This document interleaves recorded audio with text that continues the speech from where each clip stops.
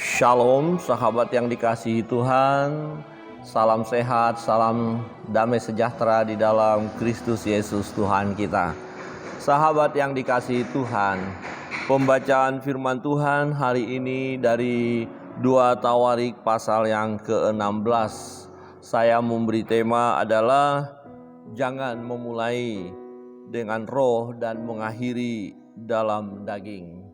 Sahabat yang dikasihi Tuhan, kita melihat bagaimana Raja Asa yang memulai kepemimpinan sebagai seorang raja, memulai pelayanannya dengan hidup takut akan Tuhan, hidup benar di hadapan Tuhan, dan Tuhan membawa dia semakin jaya, Tuhan memberkati dia, Tuhan memberi keamanan kepadanya. Tetapi ketika Raja Israel Baesa akan menyerang dia, Raja Asa justru meminta bantuan kepada Raja Aram. Dia meminta bantuan, pertolongan kepada manusia, tidak meminta bantuan kepada Tuhan. Inilah yang mendukakan hati Allah. Itu sebabnya Tuhan mengutus nabinya, yaitu Hanani, untuk menegur dia. Namun Raja Asa sakit hati, tidak menerima teguran itu, bahkan memenjarakan Hanani.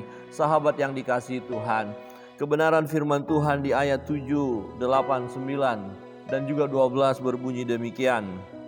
Pada waktu itu datanglah Hanani, pelihat itu kepada Asa Raja Yehuda, katanya kepadanya, karena engkau bersandar kepada Raja Aram dan tidak bersandar kepada Tuhan Allahmu, oleh karena itu terluputlah tentara Aram dari tanganmu.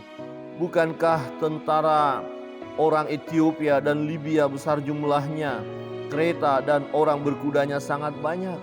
Namun Tuhan telah menyerahkan mereka ke dalam tanganmu, karena engkau bersandar kepadanya. Karena mata Tuhan menjelajah seluruh bumi untuk melimpahkan kekuatannya kepada mereka yang bersungguh hati terhadap Dia. Dalam hal ini engkau telah berlaku bodoh. Oleh sebab itu mulai sekarang ini engkau akan mengalami peperangan. Pada tahun ke-39 pemerintahannya, Asa menderita sakit pada kakinya yang kemudian menjadi semakin parah. Namun dalam kesakitannya itu ia tidak mencari pertolongan Tuhan, tetapi pertolongan tabib-tabib. Sahabat yang dikasihi Tuhan, sangat ironis sekali perjalanan Raja Asa. Dia tadinya memulai dengan hal yang baik, dia memulai hidup takut akan Allah, tetapi kemudian di garis akhir boleh dikatakan seperti itu. Dia berbalik, dia tidak lagi mengandalkan Tuhan. Dia justru mengandalkan kekuatan manusia. Dia bersandar kepada kekuatan manusia. Dijelaskan ketika dia bersandar kepada Tuhan, bukankah Ethiopia, Libya waktu menyerang mereka Tuhan menolong? Tetapi kenapa pada saat Israel Baesa akan berperang melawan dia, kenapa justru meminta bantuan kepada Raja Aram? Kenapa tidak datang kepada Tuhan? Ini mendukakan hati Tuhan. Lebih lagi, tindakan Asa tidak mau bertobat, tidak mau menerima teguran dari Nabi Hanani. Bahkan Nabi ini ditangkap dan dipenjarakan.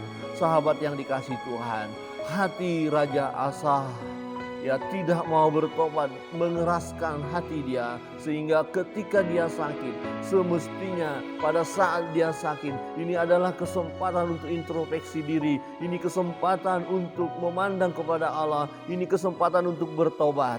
Tetapi Alkitab mencatat, dia tidak mencari pertolongan kepada Tuhan, dia tidak datang kepada Tuhan. Justru sebaliknya, dia bertanya kepada tabib-tabib.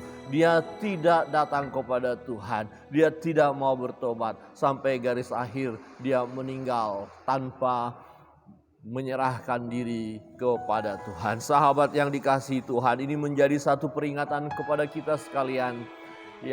Jangan pernah kita telah memulai sesuatu di dalam roh dan mengakhiri di dalam daging. Jangan sampai ketika kita mulai jaya, sudah mulai hebat, sudah merasa kuat, kemudian kita mengandalkan diri kita, kemudian kita tidak datang kepada Tuhan. Bahkan peringatan yang kedua, manakala Tuhan mengingatkan kita, mari buka hati, Mari kita serahkan hidup kepada Tuhan. Mari kita bertobat. Bahkan ketika kita diizinkan Tuhan mengalami penderitaan, mungkin itu cara Tuhan untuk mengingatkan kita supaya kita berbalik, supaya kita datang kepada Dia. Maka buka hati dan kita harus bertobat, harus berserah kepada Tuhan. Jangan mengeraskan hati. Sahabat yang dikasihi Tuhan, Raja Asa memulai dalam karirnya, dalam kepemimpinannya, memulai dengan hal yang baik, takut akan Allah, hidup benar di hadapan Tuhan. Namun di garis akhir dia mengakhirinya dengan kedagingan, dengan keangkuhan, dengan mengandalkan kekuatan manusia. Bahkan di dalam sakitnya dia tidak mau bertobat. Dalam sakitnya dia tetap mengeraskan hati. Dalam sakitnya dia justru mencari kekuatan lain. Datang kepada tabib-tabib. Sahabat yang dikasihi Tuhan, kiranya kebenaran firman Tuhan ini menolong kita, mengingatkan kita supaya kita tetap setia. Jika kita sudah memulai di dalam roh, di dalam hidup benar di hadapan Tuhan, mari kita akhiri di dalam roh juga. Kita akhiri dengan setia, hidup benar di hadapan Tuhan. Sebab setiap kita yang hidup benar di hadapan Tuhan, maka Tuhan akan melimpahkan berkat-berkat-Nya kepada kita sekalian. Kiranya Tuhan Yesus memberkati kita sekalian. Shalom.